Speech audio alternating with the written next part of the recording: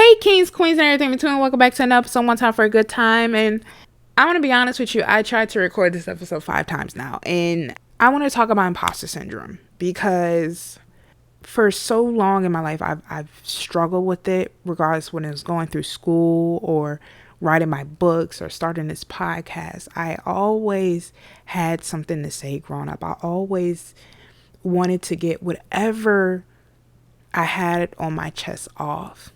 And I didn't do it to be this role model, this icon, this person that someone to look up to. But I did it because I wanted to be the person I needed when I was younger. I say the things I say now because when I was younger, I never had that person to say those things. And I want to be that person for anybody out there that's struggling. And every day I get messages saying that I've saved people's lives, that I've gave people different perspectives, and that I should keep going, and that I'm important to people's lives, and I'm a daily routine for some people. And I sit here and I read these beautiful messages from every single body, and can I say thank you so much. Like, it feels amazing to be heard, but when I get off the microphone and when I put down the pencil, I think to myself, am I a fraud? Like, am I a false prophet? Am the things I'm saying coming from the right person? Am I even qualified to speak on the topics I think of? Like, before I even record an episode, I'll sit there and think, is this a topic I should touch on? Am I going to sound stupid? Am I going to give this justice? I feel like being so ambitious and wanting to touch so many people when it comes to the world of mental health, when it comes to just society, I sit here and think, am I doing this right? Am I intelligent enough?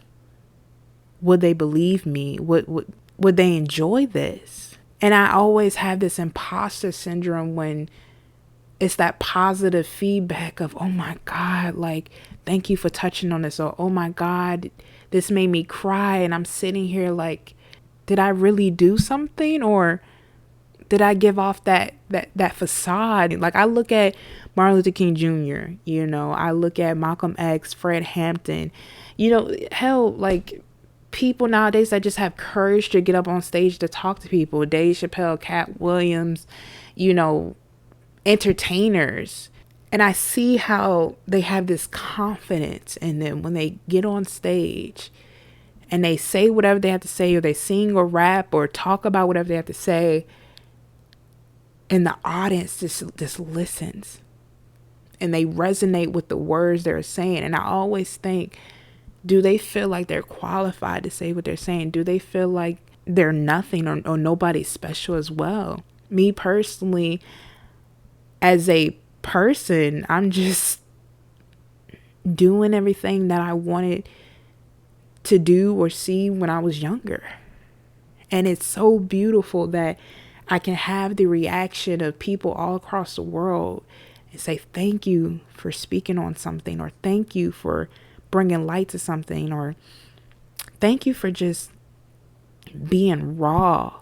And I say, I wonder if they know that I'm just as confused as them. I'm just as normal. I feel just as unworthy when it comes to a lot of things. Like I said, it took me 5 tries to record this because it's hard to have so many people look up to you and think you're perfect, or think that you have your shit together, and you get on the mic and you hype people up and you make them feel good about themselves, or you give them a different perspective in life, or you save them. Jesus Christ, you save them, and you sit there and think like, oh my God, I'm not who you think I am. Not like I have like this secret identity, but it's like, oh my, like, I'm not important. I'm just saying I'm just saying what is on my mind. And it just so happened to save you. And now I'm feeling like, oh my God, I have to meet the expectations of my fans. When it comes to my content, I'm sitting here thinking like, how do I make this speech better than the last? Or how do I be a better role model than yesterday? And I want to talk about imposter syndrome because I want to be all these things. I want to be that role model for me, for society. I want to show people that it's okay to get up and talk. I want to show people that their voice matters. Like, that's my agenda, getting people to talk about mental health, getting people to come together and show love and prosper and be motivational and be healthy and leave toxic things behind. Like, I'm driving this force of unity and leadership that a lot of times I sit here left thinking, is this too big for me? Are people going to see through the bullshit? I had someone tell me the other day, like, what you're talking about is really important, but I already know. And I just sit there and think, like, okay, yeah, you already know. That's good. But now I'm sitting there thinking, like, okay, you already know.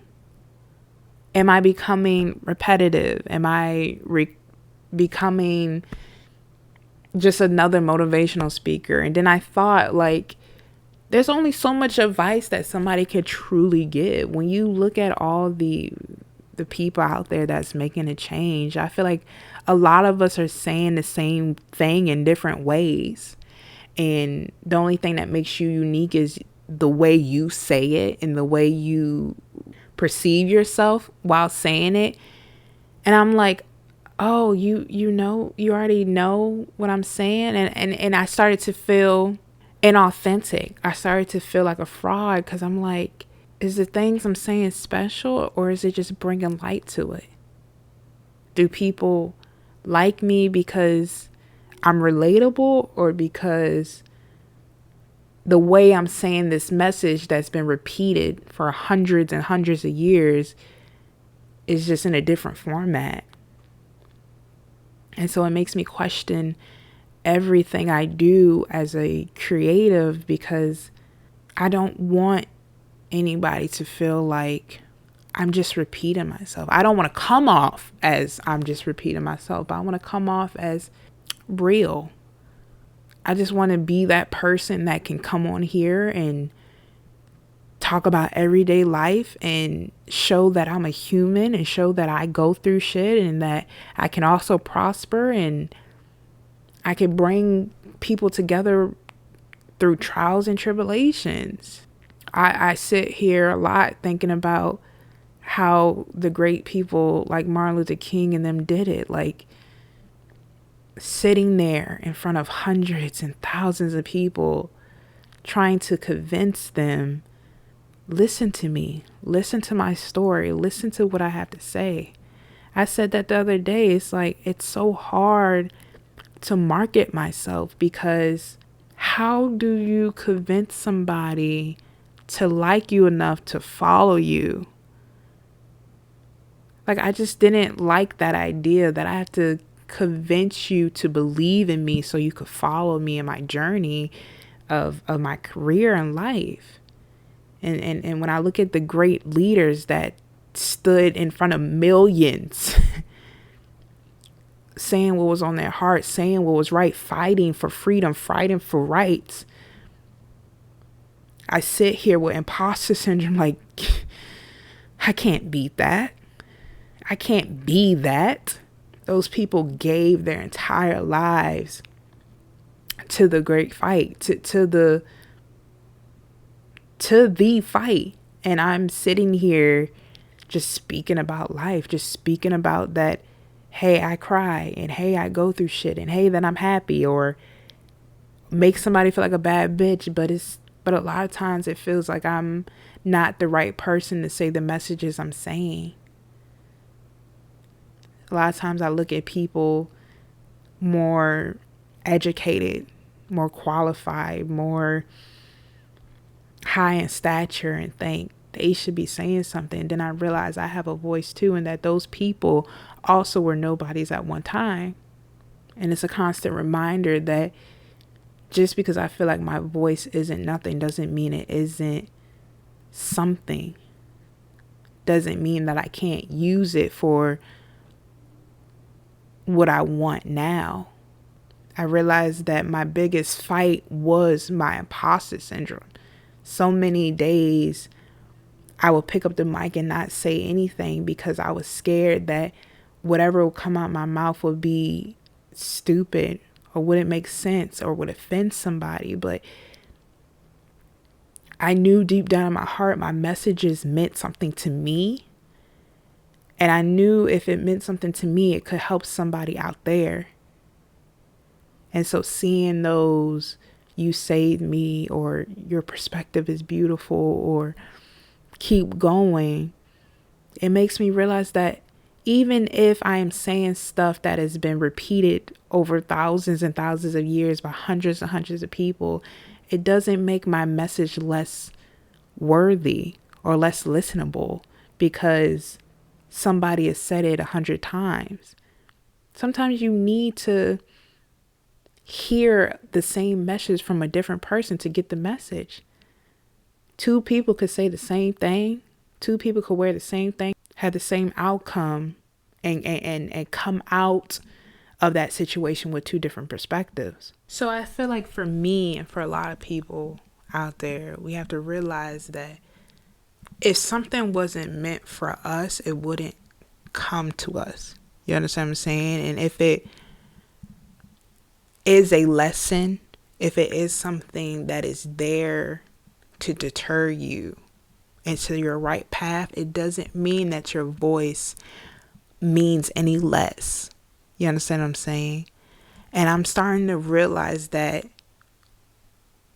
as a person that is in the entertainment business and that tries to be this role model for a lot of people out there, is that even though what I'm saying or how I feel is being done every day over 100 times a day, doesn't mean that it has less value. It just means that it's different and it's in my perspective. I feel like imposter syndrome shouldn't stop you for doing what you love. Imposter syndrome shouldn't stop you from saying the things you want to say or being the person you want to be. Yeah, it's hard to have your mind constantly sit there and tell you that you're not the right person, or you sound dumb, or this isn't what you're supposed to say, or you shouldn't talk about this. But I feel like if it's deep in your heart and it's something that you're passionate about, you should let it out into the world. And if it fails, it fails. You know, not everything you're going to put out is going to be this amazing creation, this amazing masterpiece. It's just not. And you know what? When that happens, you take that hit, that punch on the chin, and you just keep it pushing and you keep on going. But you need to complete something to know that it wasn't right for you. I feel like what stops us from our success in life is when we work on something for so long and see no progress. And we think, okay, it's time for us to quit. Instead of completing something and failing and knowing that it wasn't right for us, we quit and never figure it out. For me personally, I realized I've been seeing success regardless if it was me working out or in my podcast, and I became complacent because I saw growth. But I didn't stop when I became my success. I stopped when I saw the growth I was getting from it and became happy from that. Sometimes our dreams and our ambitions are really big. So big that we can't ourselves even believe them. And sometimes you look at time and you realize how precious it is, and you think, I'm not going to get it done. Or I'm going to procrastinate. And then it slips through your fingers. But whatever you're working on, or whatever has you feeling like you're not worth speaking on or doing, you have to know that it isn't for you before you give it up. And I think that's where I'm at currently, is like, I need to know and continue on these things I'm working before I just throw in the towel. It's like, no, you're going to have to knock me out. You going to have to leave me on the floor on the stretcher before I know it's time to put the gloves up. So I just think about how many times no one listened to Martin Luther King Jr., how many times nobody listened to Malcolm X. And what would have happened if they stopped fighting the good fight? What would have happened if they just stopped when no one showed up to their arenas, or when no one showed up to their speeches? We wouldn't have history today. So I think that drives me, even when I have my imposter syndrome, even when I don't want to record anything or talk about anything. It drives me that these people kept going even when they didn't see anything, or they kept going even when people didn't believe in them. And I think you should too. I think even though society is against you, you shouldn't be against yourself. And that's the whole thing I talk about with mental health and imposter syndrome and self-hatred, is that even with the world against you, you shouldn't be against yourself. And not everything I want to create is going to be this masterpiece. It's not going to be the next Basquiat, but everything I create will be the best I can give at that moment in time. And I think that's the most important thing for me as an artist, as a human being, is that I'm giving you my best at that moment in time. And all I can ask for you as a human being is you do the same. Don't search for perfection. Search for your best option. Search for your true potential. Be happy that you tried. Be happy that you gave something, even if it was your last bit. And I think when we lower our standards to that, a lot more of us will start to see our true worth. A lot more of us will start to see that our voices matter and we can do way more than we think. Thank you so much for listening to this episode. I'll see you in the next one. Peace.